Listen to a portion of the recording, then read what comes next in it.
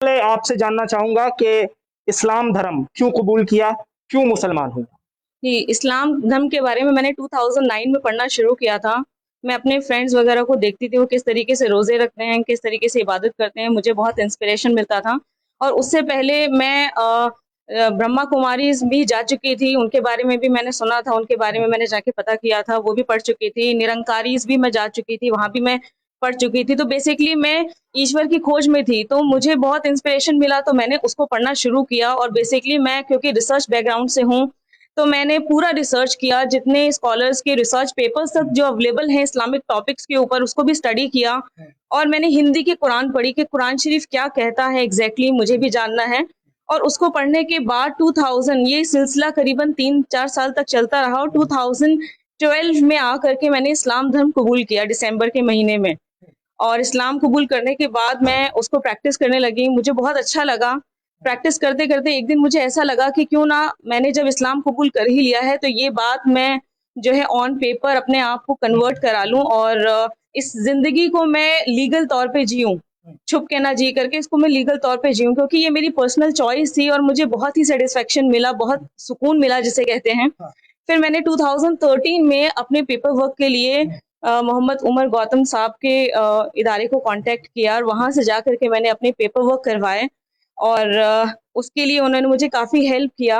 अच्छा, जब आप उमर गौतम साहब से मिली हैं, उमर जी। गौतम से आपकी मुलाकात हुई, तो आपने उनके बर्ताव में, उनकी बातचीत में कभी ऐसा पाया है कि उन्होंने आपको ज़बरदस्ती इस्लाम की तरफ लाने की कोशिश की हो? वैसे तो आप पहले ही आ चुकी थी, उनके जी। बर्ताव से कैसा लग रहा था?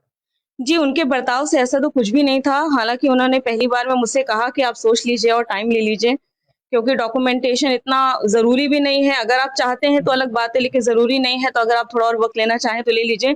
तो कहीं पर भी उनकी तरफ से कोई ज़बरदस्ती नहीं थी, मेरा ही उनको बहुत ज़्यादा प्रेशर था कि नहीं, मुझे अपना डॉक्यूमेंटेशन करवाना है, जल्द से जल्द करवाना है। और उन्होंने उनकी ऑर्गेनाइज़ेशन ने मुझे बहुत सपोर्ट किया। कहीं से कोई ज़बरदस्ती, कोई दबाव, कोई पैसे का लालच कुछ भी नहीं था। अच्छा, आपके जो फैमिली वाले हैं, जी। वो अभी आपको, क्योंकि काफ़ी साल आपको हो गए इस्लाम जी, में आए जी। हुए, उनका बर्ताव कैसा है आपके साथ? और पहले कैसा था जब आपने इस्लाम में दाखिल? जब मैंने इस्लाम कबूल किया, तो मेरे अंदर काफ़ी सारे चेंजेज़ आए। तो मेरी मदर को सबसे पहले वो चेंजेज़ नज़र आ गए थे। हालाँकि चेंजेज़ जो थे उनको कहीं पे कुछ गलत नहीं लगा, उनको अच्छे लगे चेंजेज़, लेकिन पहली बार तो थोड़ा बहुत ऑपोज़िशन होता है, पर मेरी मदर ने और फादर ने दोनों ने मेरा साथ दिया। और अब मेरी फैमिली में, मेरे ससुराल में मेरी शादी हुई 2014 में, तो अब हमारी फैमिलीज़ में सब लोग सपोर्ट करते हैं, ऐसी कोई प्रॉब्लम नहीं है। अच्छा, ये बताइए, इस्लाम धर्म में आपने कहा रोज़ा रखते थे, मेरे जो नॉन मुस्लिम फ्रेंड्स थे वो सब ये सब चीज़ें करते थे। क्या सिर्फ़ रोज़े ने आपको अपनी तरफ अट्रैक्ट कर लिया इस्लाम धर्म ने, कि रोज़ा रखते हैं तो चलिए इस्लाम में आ जाइए? कोई और वजह भी तो होनी चाहिए ना? देखिए, रोज़ा रखना तो एक बात है, उसके अलावा जिस तरीके से, जिस शिद्दत के साथ इबादत करते हैं और उसमें जितना सबमिशन होता है, वो देख हिंदू भी कर के करते हैं, हिंदू भी करते हैं, इसीलिए तो मैंने आप भी करती होंगी। ब्रह्मा कुमारीज़ भी जाकर के देखा, उसको भी मैंने तो 1 साल दोनों तक इबादत प्रैक्टिस में किया। फ़र्क क्या था? बिल्कुल, दोनों इबादत में फ़र्क ये है कि जब मैंने नमाज़ पढ़ी, तो नमाज़ में मुझे जो कनेक्शन मिला, पर्सनल कनेक्शन, क्योंकि ये एक पर्सनल फीलिंग है, जो हम जब प्रैक्टिस करते हैं तभी हमें समझ में आती है, तो उसमें जो मुझे सुकून मिला, वो आज तक शायद मुझे कभी नहीं मिला। इबादत तो हिंदू भी करते हैं, आप पहले जी, थीं तो जी, करती ही होंगी, जी। पूजा-पाठ भी करते होंगे।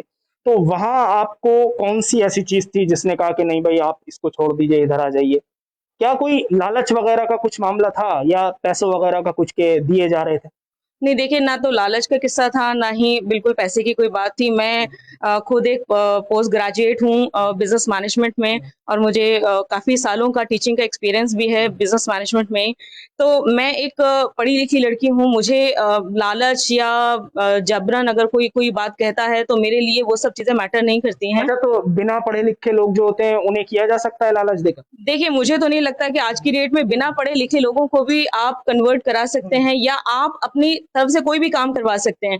क्योंकि आज की जनरेशन को ही देख लीजिए आप, लोकल जो लोग काम करते हैं आस-पड़ोस में, उनको देख लीजिए, तो किसी को भी कुछ मनवाना इतना आसान नहीं है। और धर्म एक ऐसी पर्सनल, बिल्कुल दिल से लगी हुई चीज़ है कि उसको कोई ना तो इंसान किसी के कहने पे छोड़